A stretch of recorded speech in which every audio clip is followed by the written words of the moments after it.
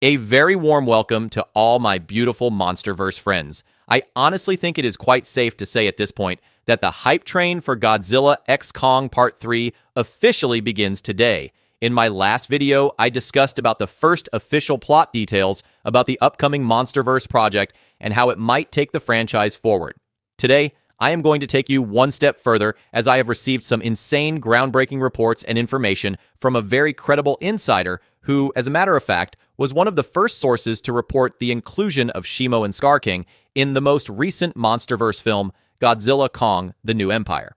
So, as evident from the title of this video, this particular insider has revealed the first draft of the script for Godzilla x Kong Part 3, which I'm going to share with you as well as discuss its potential implications on the franchise during the course of this video.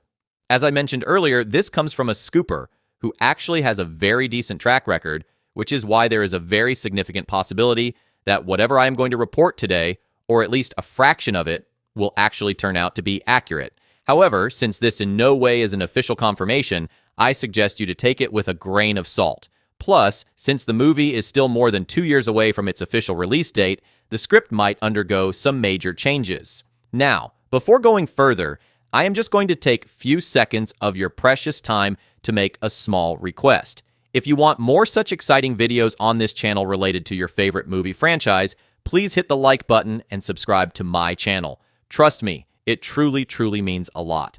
Okay, with that, let us get back to the main topic once again.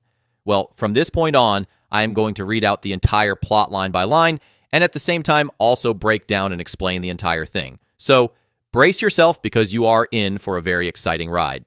Well, here it goes. First of all, it says that the movie will have a much more serious and darker tone as compared to the previous Monsterverse movies. Hearing this makes me very happy, to be honest, but it does not surprise me at the very least.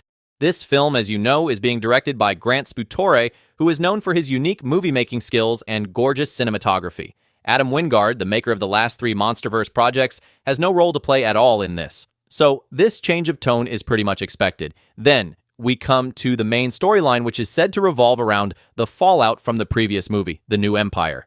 As you know, the previous movie ended with a massive, larger-than-life Titan battle in Brazil, which is said to have led to massive loss of human life and destruction. This event forces the world leaders to unite and appoint a new organization which will look to dismantle Monarch and take over all the Hollow Earth operations with the ultimate goal of sealing all the portals and get rid of all the monsters once and for all. So, this act enrages the Big G as it threatens the balance of Mother Nature. So, as you can see, according to this plot, Godzilla, in a way, is once again going back to being a villain and a monster for the humans, which is honestly good to see. I know a lot of people prefer to see Godzilla as this giant, larger-than-life superhero, which is how the Monsterverse has portrayed him since the 2014 Godzilla movie, and I totally understand and respect their sentiments. But I personally prefer him more as an anti-hero because of the simple fact that at the end of the day, he is just a mutated animal, lost and confused, and without a home. Attack him and he'll retaliate. Don't attack and he'll keep wandering in search of a new home. He is an animal driven by instinct, who is being hurt by humans, and therefore sees them as a threat that need to be destroyed in order to protect what matters the most to him, which is none other than Mother Nature. And if you look at the track record, movies like Shin Godzilla, Godzilla -1, and the first Godzilla movie of 1954 are unquestionably the top 3 Godzilla movies, and all of them had portrayed the Big G as this oversized walking nightmare and epitome of death and destruction.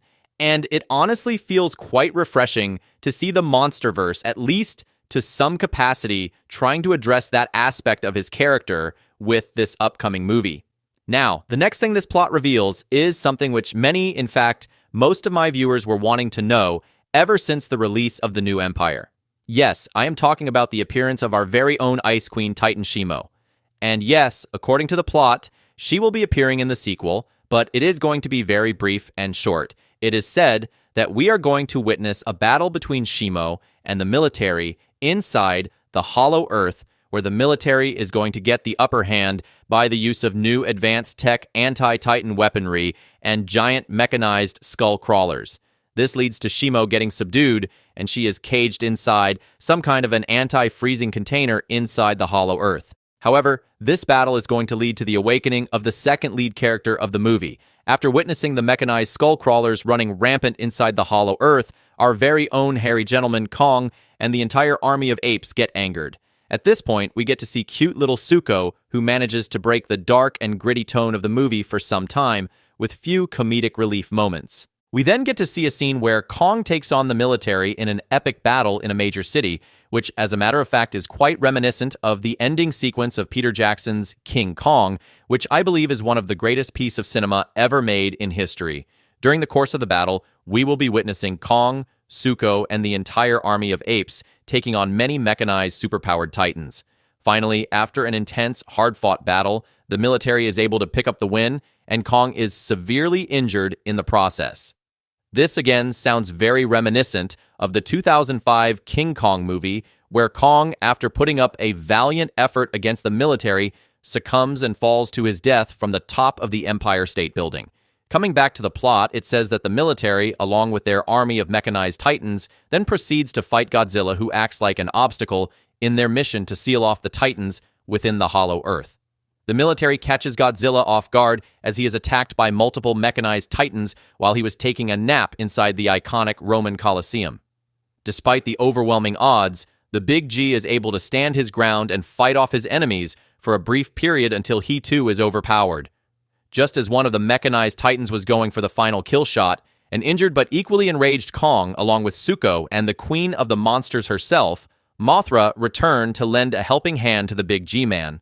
So, this ultimately leads to an epic final battle where we get to see Godzilla and Kong team up once again and battle it out against a common enemy. So, finally, at the end, Team Godzilla and Kong pick up the win, and both the iconic Titans proceed to destroy the military. It is at this point that little Gia appears, who once again acts like a connecting bridge between the Titans and the humans. We see members of Monarch follow her and try to calm down the situation. At the end, Monarch and Gia manages to convince the Titans that humanity is still worth fighting for. The movie is said to end with the world leaders finally agreeing to work towards a peaceful coexistence with the Titans within the Hollow Earth, just like the ancient times. So, that is all that has been revealed by this insider as of right now. So, according to this leak, the upcoming sequel is basically Godzilla and Kong versus humanity. That's interesting because this whole trilogy started with the two of them fighting over humanity. Now they are fighting together against humanity. The plot sounds promising, and it actually sounds very similar to the ending of GVK, except this time it's the government, not Apex. If this leak is true and Godzilla x Kong Part 3 is the last MonsterVerse movie, then I think this is a pretty good way to end the trilogy. However, I really do not think that is going to be the case, and the MonsterVerse is definitely here to stay for at least another decade, if not more. After the sequel, I actually hope that the two monsters will star in their own movie with a storyline that will eventually lead to them joining forces once again. Coming back to the plot, I'm also quite glad that Legendary Pictures are actually addressing the ridiculous amount of property damage and thousands, if not millions, of deaths these giant monsters have caused. If true, this definitely recontextualizes the entire MonsterVerse up to this point. I mean, all the time we're told to shut our eyes and just kind of ignore all the rampant property damage and deaths that are experienced in the movies when we're also told not to. Like we have G-Day in San Francisco and then the Battle of Boston where they had to evacuate the whole city. Knowing how humans are, I'm surprised they haven't fully doubled down on trying to get rid of them. So an all-out war against Titan kind of seems like it'd make for a great film, assuming they handle the tone well enough. So that is all I had to share in this video. What do you think about this rumored storyline for Godzilla Kong Part 3? Let me know in the comments down below. If you enjoyed watching, please do not forget to hit the like button and subscribe to my channel. Thanks for watching. Have a great day.